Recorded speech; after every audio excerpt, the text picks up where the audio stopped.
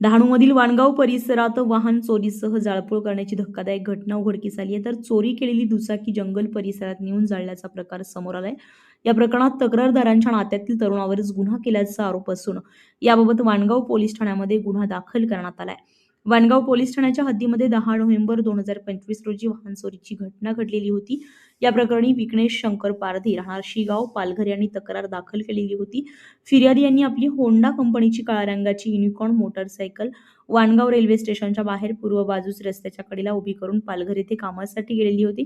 सायंकाळी कामावरून परत आल्यानंतर मोटरसायकल उभी केलेल्या ठिकाणी आढळून न आल्यामुळे त्यांनी परिसरात शोध घेतलाय, मात्र ती मिळून आली नाहीये. दरम्यान 13 नोव्हेंबर 2025 रोजी साक्री जंगल परिसरामध्ये रस्त्याच्या कडेला एका जळालेली मोटरसायकल आढळून आल्याची नोंद वाणगाव पोलीस ठाण्यात जळीत वाहन म्हणून नोंद करण्यात आलेली होती.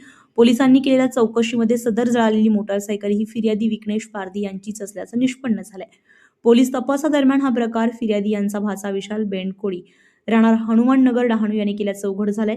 आरोपीने वाणगाव रेल्वे स्टेशन परिसरातून मोटरसायकल चोरी करून ती साक्री जंगल परिसरात नेली आणि तिथे जाऊन नुकसान केल्याचं तपासात स्पष्ट झालंय.